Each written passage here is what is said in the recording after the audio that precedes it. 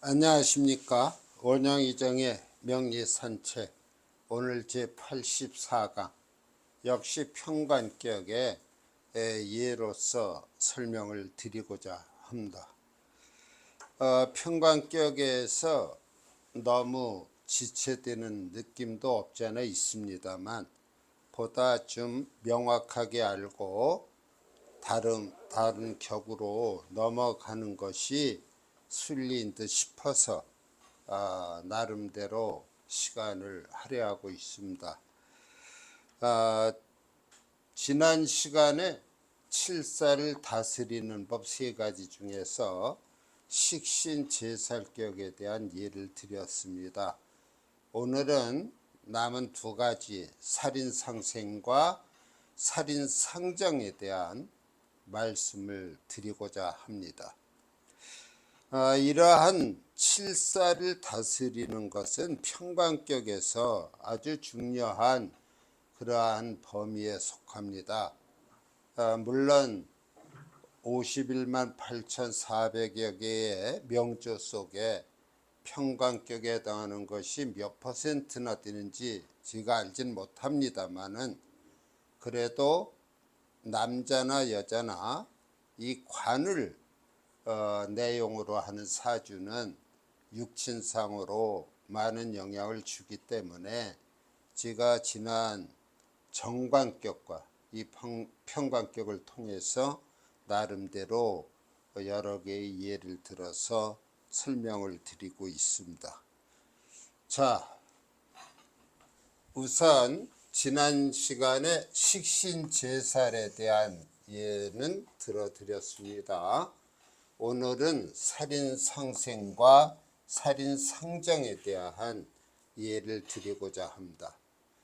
우선 바로 예로 들어가면 이 예시 1번을 살펴보겠습니다. 임진, 임자, 병인, 계사, 음양에 있어서 양의 간이 좀 치우쳐 있습니다. 우리가 병화일주가 자월에 태어났다. 그러면 이 자의 개수가 천간에 투출하지 않아도 자묘유는 그 자체로서 격을 잡을 수 있다라는 규칙을 배웠습니다. 그러면은 이 병화와 자월을 연관시켜 보면 정관격에 해당이 됩니다만은 이 월지에다 뿌리를 내리고 자진이라고 하는 수국이 형성되면서 임수가 천간에 두 개가 투출이 됨으로 해서 평관격이라고 할 수 있습니다. 자, 이 병화의 세력을 보니까요, 지지에다가 일지에다가 인수를 놨습니다. 편인을 놓은 것이죠. 그 다음에 시지에다가 이 병화에 록을 놨어요. 식간록에 록을 놨는데 나중에 특수격을 공부할 때는 귀록격이라는 격도 얘기할 수가 있습니다. 자, 그래서 이 병화의 세력을 봤더니 요 병화와 사와 인, 이것이 병화의 세력입니다. 등령은 하지 못했지요. 그리고 득지하고 약간의 세력이 있는 것입니다. 신강 신약의 단순한 판단에 의하면 약간 신약한 그런 사주가 될 겁니다. 우리가 사주가 신약했을 때에는 그 신약해진 원인을 살펴보게 되는데 이 병화 입장에서 보면은 전부 칠살이 차지하고 있어요. 그러니까 이 수국화 작용이 강하다는 얘기죠. 그럴 때 이 칠살이 왕해서 일간이 신약해졌을 땐 빨리 그 일간의 인수를 찾는 것이 하나의 방법입니다. 그래서 마침 여기 자신이 깔고 앉아 있는 인이 인수가 되기 때문에 이 병화는 이렇게 칠살이 왕하더라도 두려워할 필요가 없습니다. 물론 병화 자신도 인수와 록을 놨기 때문에 아주 약한 것은 아니에요. 태약한 사주는 아닙니다. 그런데 칠살이 5개나 돼요. 이때 이러한 칠살들은 바로 수국화로 들어가지 않고 여기 병화의 인수가 되는 인목을 생해주는 그런 작용을 해서 이 병화 일간에 직접 해를 끼치지 않습니다. 이러한 것을 우리는 살인상생이라고 하는 거예요. 만일에 이 사주에 인수가 없다고 한다면 이런 왕한 칠살의 극으로 인해서 병화는 어떠한 운이 와도 제 역할을 하기가 어려울 것입니다. 여기에서 이 수라고 하는 것이 목을 생하는 이치, 그것을 우리는 탐생망극이라고 합니다.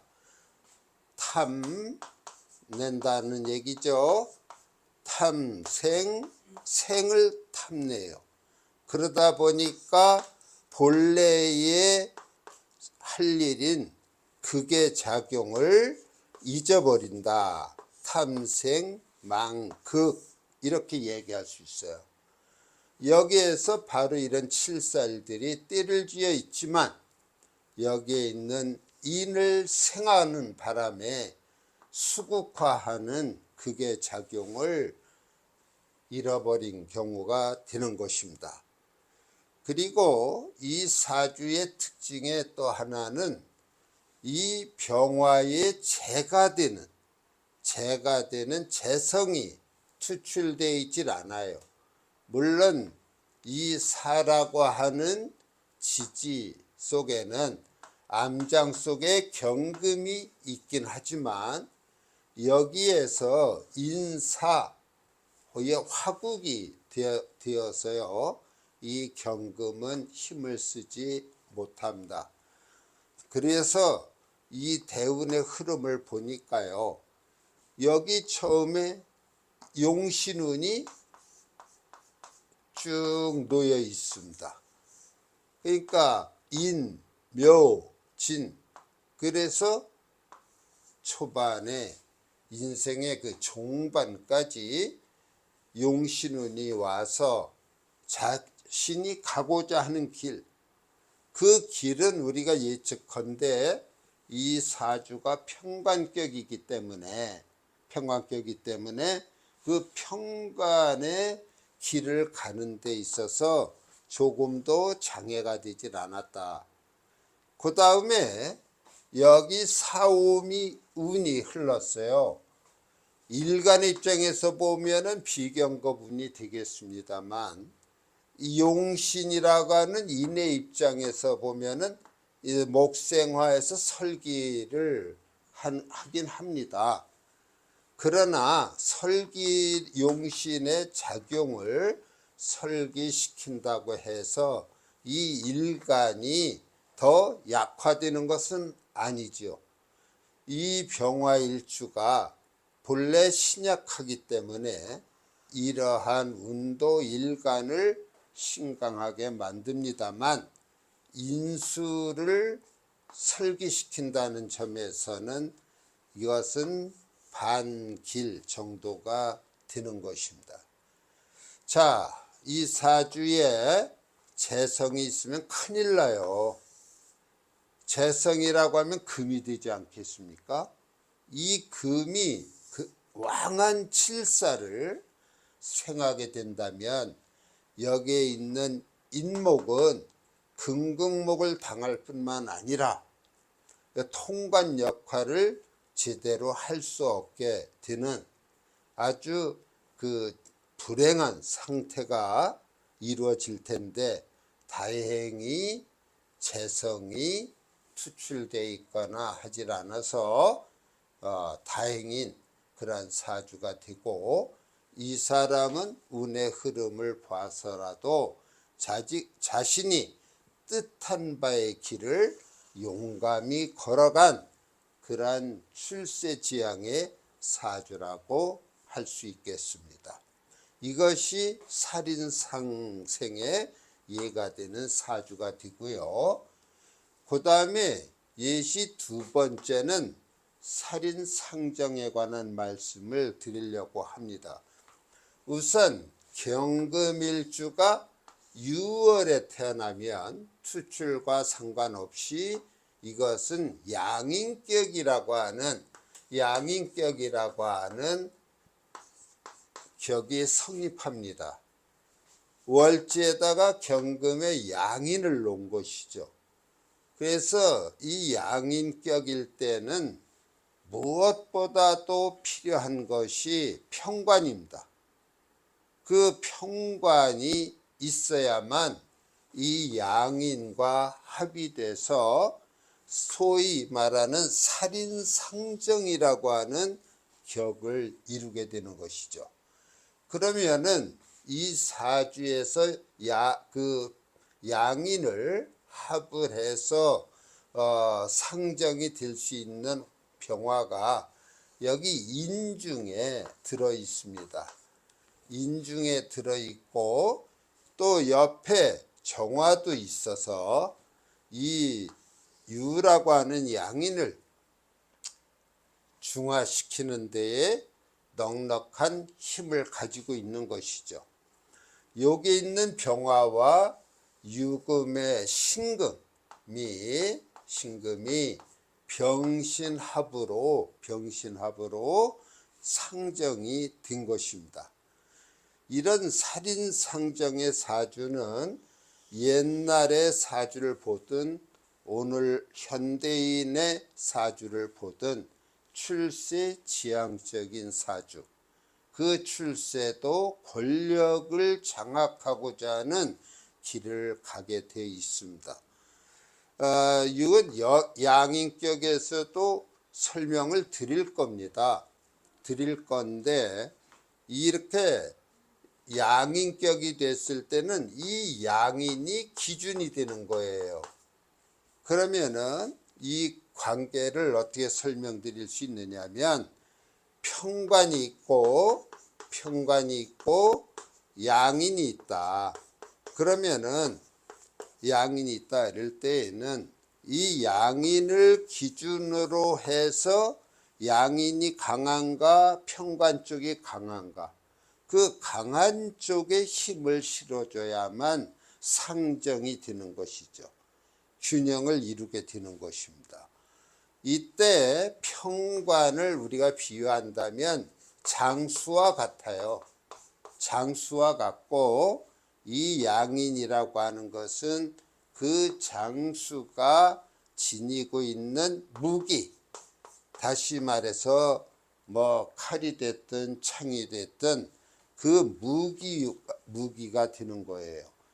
그러면은 무기에 걸맞는 장수 또는 장수에 걸맞는 무기가 가지런해질 때 우리는 그 장수가 모든 역량을 발휘할 수 있는 것이고, 무기 또한 그 장수에 의해서 제 기능을 다 드러내게 되는 것입니다. 다시 말해서 이 무기의 입장에서 본다면, 의사가 칼을 들었을 때 그 칼은 사람을 살려내는 활인의 칼이 됩니다. 그러나 조폭이 든 무기는 사람을 살상시키는 그러한 도구가 되겠죠. 그러니까 어떤 날카롭고 강한 무기가 있다고 한다면 그걸 감당해낼 수 있는 장수가 있어야 되는 것입니다. 이래서 이 장수와 무기가 균형을 이룰 때 장수의 입장에서나 그 무기의 입장에서 제 역량을 발휘할 수 있다는 것이 되겠죠. 대개 이런 살인상정격에 흠집 없이 이루어졌다고 한다면 그 사람은 고위직에 이를 수 있고 상격의 사주가 되는 것입니다. 여기서는 살인상정, 물론 평관의 입장에서 살인상정의 예를 들었습니다만 나중에 양인격에서는 이 양인을 기준으로 해서 평관을 논하게 될 것입니다. 자, 이렇게 해서 칠사를 순화하는 방법 세 가지 전 시간과 이번 시간을 통해서 말씀을 드렸습니다. 여기 예시 3번은 역시 우리가 평관격에서 있을 수 있는 그러한 예가 되겠는데요. 이 무토일주가 4월에 태어났기 때문에 등령을 했습니다. 그래서 이 무토의 세력을 보면은 이러한 세력을 갖고 있어요. 여기서 보면은 이러한 세력을 갖고 있다고 볼 수가 있습니다.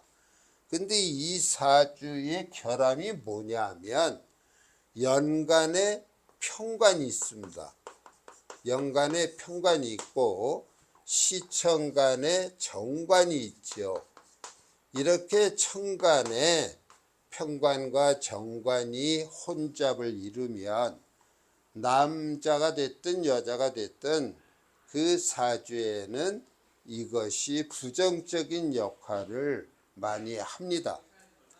만일에 남자의 경우 평관과 정관이 혼잡되어 있다면 직업의 변동을 예측할 수 있고 또 남자한테 그것을 자식이라고 하는 육친으로 본다면 자기가 본처에게서 낳은 자식 또는 배다른 자식을 놓을 수도 있다는 얘기가 됩니다.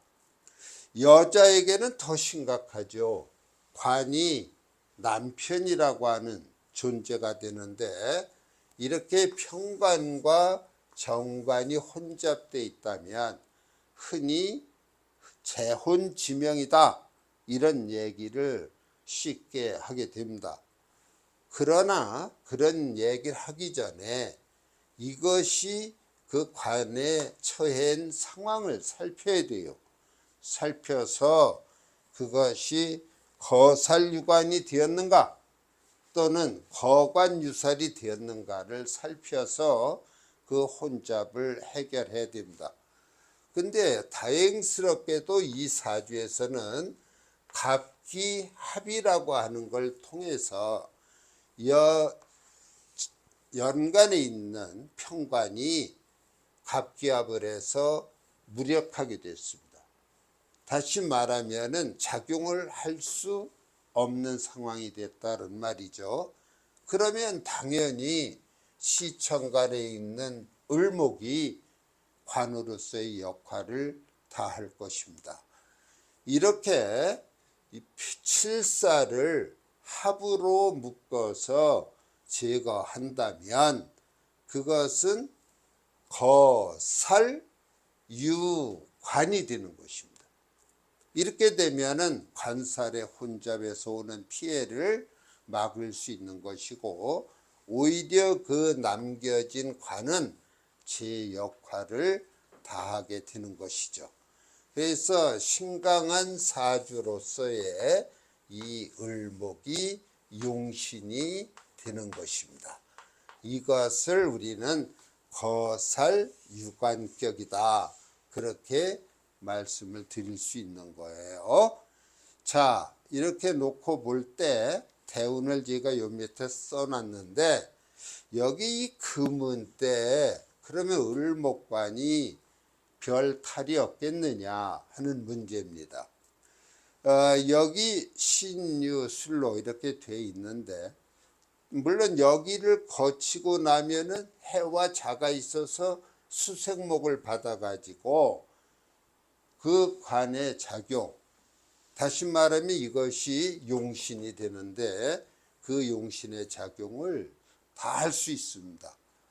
근데 다행스럽게도 이러한 금기는 토 입장에서 보면은 상관에 해당이 될 텐데요.